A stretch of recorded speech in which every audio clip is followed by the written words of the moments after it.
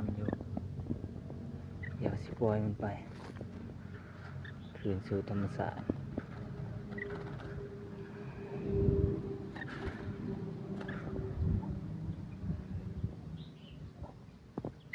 เนี่ยจับให้เบิ่งกันจับมันออกมาให้เบิ่ง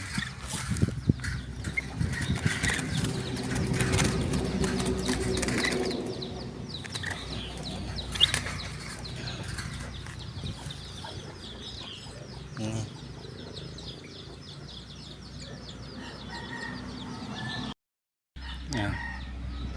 มื้อนี้ก็สิมาปล่อยนกอีกตัวหนึ่ง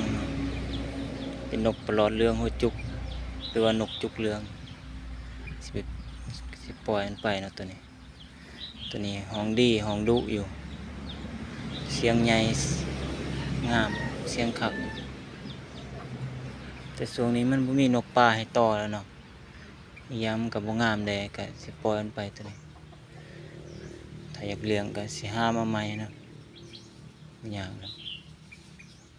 สิปล่อยมันไป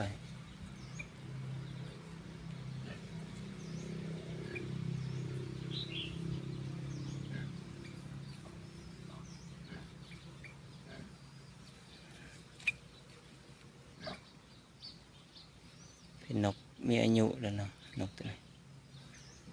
เดี๋ยวปล่อยมันไปบ่ค่อยงามปานใดหน้าอยากแตกจังเลยปล่อยมันไป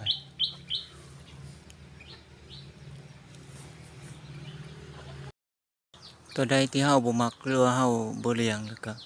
ปล่อยมันไปเนาะเลี้ยงนกต้องซีเรียสเนาะตัวใดเฮาบ่มักเฮาบ่เลี้ยงแล้ว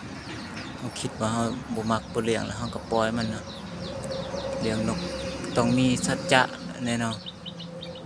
ต้องปล่อยแน่เลี้ยงแน่เนาะมันจึงสิไปกันหลอดขยายพันธุ์ออกลูกออกหลานกันใหม่เนาะต้องซีเรียสอย่างไร